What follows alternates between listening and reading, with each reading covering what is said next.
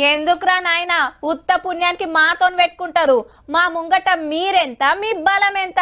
సప్పుడు కాకుండా గా టెర్రరిస్ట్ బడవేగాళ్ళని పట్టించి మీ అంతలా మీరు బతికితే అది మీకేనయ్యా. మళ్ళా పాముల సొంటి ఉగ్రవాదులకు పాలు పోసి సాస్తే దునియాలో ఏ దేశం గిన మెచ్చది. యుద్ధాల కాడికి పోకముందే సదురుకుంటే మంచిది.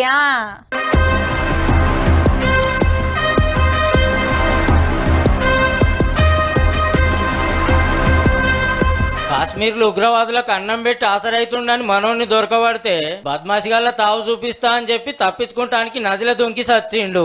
గింత అదురుబాటులోని ఉగ్రవాదులకు ఎందుకు సాయం చేసినవురా వారి? ఇంకొకాడ టెర్రరిస్టులు ఇంటిని రౌండ్ అప్ చేస్తే బాంబులు తయారు చేసే మాలు, వైర్లెస్లు, బైనాక్యులర్లు ఇన్నన్ని దుప్పట్లు దొరికినాయి.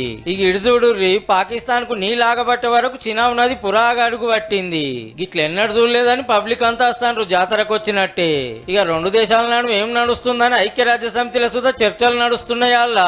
రష్యా అధ్యక్షుడు పుతిన్ గారు మన ప్రధానమంత్రి మోడీ సార్ కు ఫోన్ చేసి ఫుల్ హిమ్మతి ఇచ్చిండు. అప్పు కోసం వస్తే వాళ్ళకు ఒక్క పైసా సాయం చేయొద్దని ఏషియన్ డెవలప్మెంట్ బ్యాంకును కోరింది మన దేశం. ఒకవేళ యుద్ధం వేగానికి వస్తే 4-5 రోజుల్లోనే ఖతమవుతుందట పాకిస్తాన్ పని. ఆర్మీ బలం తక్కువ, బలగం తక్కువ. ఫైటర్ జెట్లలో పోస్తానికి సమరే లేదంటే చూడుర్రిగా. భారత్ के साथ 4 दिन भी खड़ा नहीं हो सकता युद्ध के लिए। अब तो मुझे लगता है थोड़े दिनों में हमें अगला गुरुकुल एक कराची में और अगला लाहौर में बनाना पड़ेगा. అగనట 4 రోజుల్లోనే పాకిస్తాన్ ఓడిపోతుంది. వాళ్ళ దేశంలో ఉన్న కరాచీ, లాహోర్ సిటీలో గురుకులాలు పెడతామంటాడు మన యోగా గురు రామ్దేవ్ బాబా. ఈ ముచ్చటి ఇట్లుంటే ఆ దినం నేవీ ఆఫీసర్ వినయ్ నర్వాల్ ను బట్టబద్గాలు కాల్చి చంపిండ్రు కదా.